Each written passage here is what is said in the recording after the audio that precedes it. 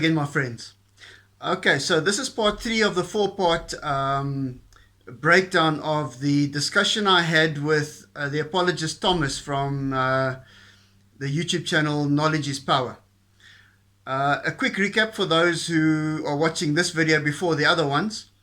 Thomas took exception to a video of mine that I made quite a while ago, about 2 years ago now, which was titled God is an Evil, Malevolent, Self-Absorbed Tyrant. He wanted to have a discussion to break it down and to show how I'm wrong about how his God is portrayed.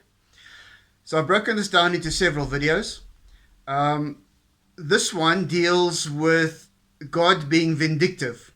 And more specifically, we take a look at the portion where Moses is trying to free the Israelites, but at a point when the Pharaoh is about to let the Israelites go, God hardens Pharaoh's heart. Now, this is what this discussion is about.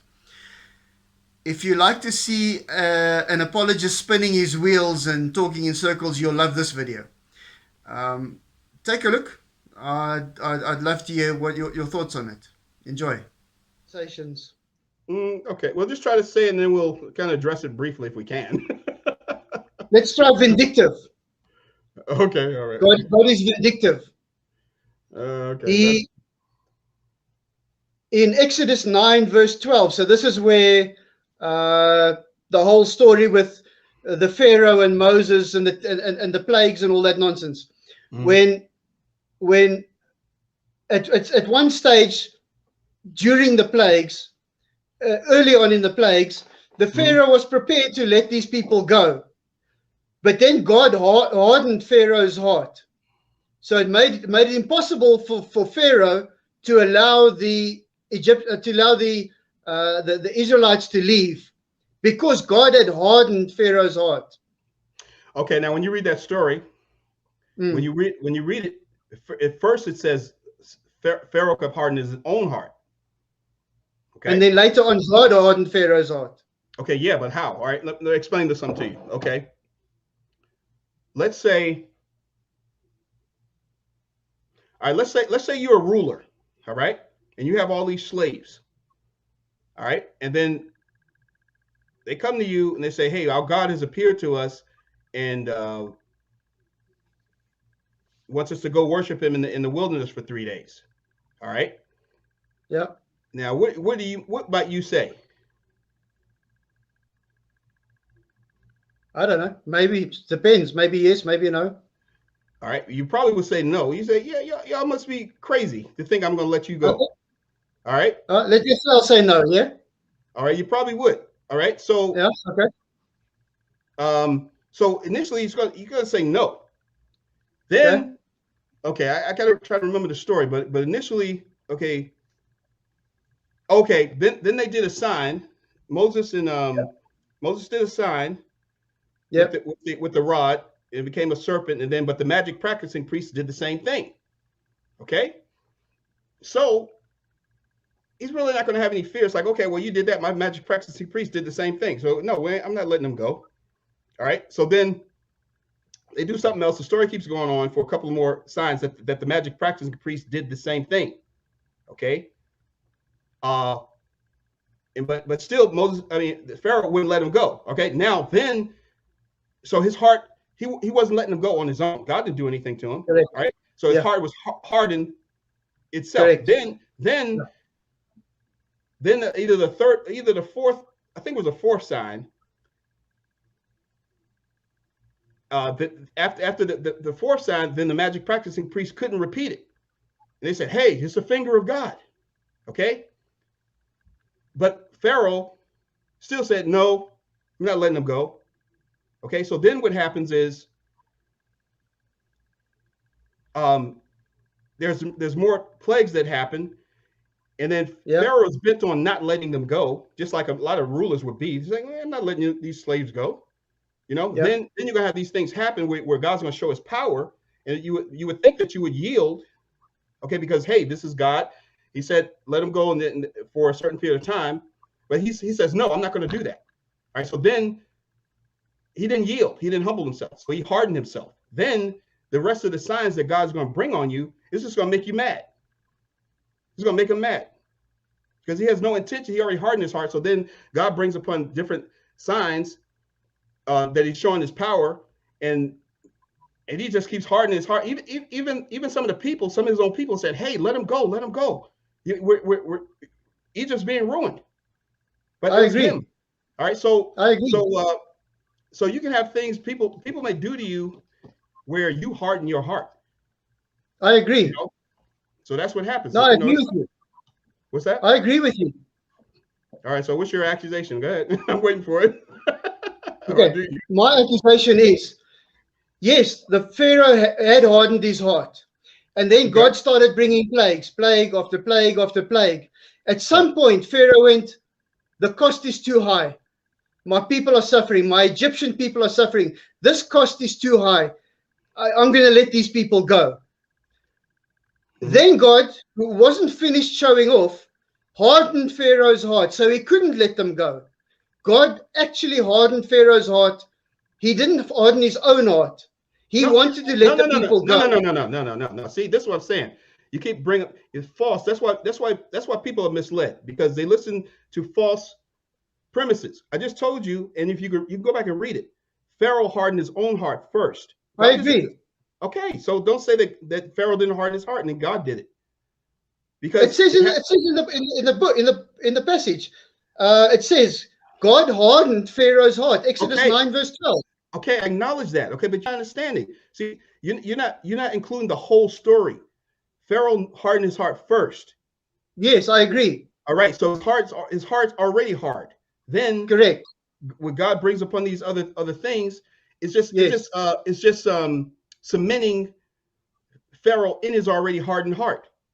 No, not at all. No, that doesn't make any sense.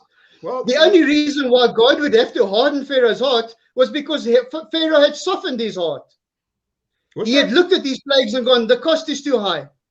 He did a cost-benefit analysis and he went, this is not worth it. And he softened his heart. And then when God saw that Pharaoh softened his heart, he hardened it again. No, where is that in the story? That's not in the story. No, that's logical because it's not in the story. What you say is it's not in the story. So what you're saying is irrelevant. I told you have to stay in this book. You keep trying to. I'm in the book. I'm telling you. God would not harden Pharaoh's heart if it was already hard. There would not be no point. No, you don't understand the point. I already explained it to you. But you see, you keep jumping out of the book. Okay, and I'm in the book. I'm in the book. No, you're not. I'm telling you now. I'm in the book. God, why would God harden Pharaoh's heart if it was already hard? I already explained it to you. No, you didn't. Yes, I did. You said Pharaoh had a hard heart the whole way through. Right. I even asked you, use yourself an example. You said you wouldn't let him go. All right. Okay, so if your magic practicing priest does the same thing as this other god, then you're going to be less inclined to let the people go. You can say, well, you're not doing anything special. So then, then after maybe the fourth plague, then his magic practicing priest can't do it, and they say, hey, it's a finger of God. All right, so everyone that shared the same all right, in other words, Pharaoh kept being stubborn. Yeah. All right, so then just God kept bringing those other things on him, showing his power to. You got to understand, it's not only Pharaoh in the picture. You got the Israelites who are looking at things going on, and then they can trust in God who is about to save them, from this great mighty nation, Egypt. So it serves the purpose where God's demonstrating his power, where the Israelites can trust in him. I agree. I agree. And so also some of the Egyptians who could trust in him and leave, because because a lot of the Egyptians left with them. All right, God. I agree with you. I agree. Save different people. All right, so I agree with you. All right, so but why would God harden Pharaoh's heart if it was already hard? That's what I'm explaining to you. So stop interrupting. I said once he already decided not to let him go. So anything else that God does, it doesn't matter. It's just gonna make him even harder, because he's just gonna be irritated with all this stuff that's coming upon him. So that's why is God hardening his heart? I just told you, but you don't comprehend it. No, I don't. Talk to me like I'm a child. I don't get it. Why Okay. why All right. would God harden Pharaoh's heart if it was already hard? It makes no sense. All right. Do you understand the concept of let's say it getting harder? Okay, let's say something. It Let's was, say there was no getting harder. It was already hard. It doesn't get harder. He all was right. already So saying, I'm all not right, letting these people okay, go no matter what. okay. So if it was already hard, okay, how could he harden it then? If you could don't acknowledge that it could get That's my harder. point exactly. That's my point exactly. If his heart was already hard, why harden it? It makes no sense. The only thing that makes sense is that God hardened Pharaoh's heart because Pharaoh had begun to give in. Again, so you don't understand context. Okay, I told you he already was bent on not letting the people go, so he's already hard. Okay, Correct. Up to a point. wait a minute. Let me explain. Okay, he's already hardened. It's like you said you wouldn't let the people go. All Yes. right. So Until then the cost becomes too high. And then I say, no, not wait, let them go. okay, but you think everyone's going to do that? A leader of a nation where the entire nation is going to suffer because of that would eventually cave. Just And keeping so, Israelites around us was not such a big deal all right, compared well, to what let's God was wait a minute. doing to his Wait a people. minute. Wait a minute. Wait a minute. Okay, all right, keep jumping away. Okay, I said, all right, this is a question you asked me. Why would he harden a heart that was already hardened? Okay, Yes. all right. Now, I use the example of you where you already bent on not letting the people go. All right. You're Yeah. then if you're already bent on not letting the people go, you're already hardened. You don't understand what hardened means in the Bible. The heart, when it says hardened, it means they're incorrigible. They're not going to change. They're locked into it. All right. Yeah. So unless you don't understand that, that's why it says like in Hebrews 3, it says harden not your hearts when you hear His voice. Okay, because once you Okay, let harden me it, let me give you what, another example. let me finish. You jumping in again. I I know I said must be quiet to let you talk. I know. right when I'm making a point. Right. All right. So when it says harden not your hearts because you can't come back from it. Okay, because so once you harden your heart, you're just going to get worse. Okay, because anything that God does is it just person will get worse and worse. Whatever God does, they just see it in a different light. They can't see it in a reasonable light because they're hardened. They have every excuse. No, they can't come back from it. Okay, can I give you my analogy now? Sure.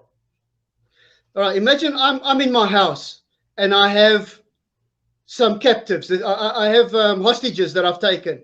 Okay. And I'm determined not to let these hostages go no matter what. And while I'm in this house with the hostages, the police come and they say, all right, I'm going to stop any deliveries of food to your house. Let them go. And I say, no, no, no, I'm going to carry on. Then they say, I'm going to cut your electricity to the house. And I go, no, no, no, I'm going to keep them. Then they say, I'm going to stop the water from reaching your house. And I still go, no, no, no, no, no. Then they say, well, I'm going to burn down one of your rooms if you don't let them out. At some point, I'm going to say to myself, as steadfast as I was when I began this enterprise, the cost becomes too high. And I say to these hostages, just go because this is the cost is too high. That's a direct correlation to the Moses example. Well, The cost maybe for Pharaoh became too high, and he reached the point where he went, carrying on like this is not going to be beneficial. Let me rather let them go. These plagues are overwhelming. My people are suffering. Let them rather just go. I can always capture them later if I have to. Let them go. And then God hardens his heart so he can carry on showing off.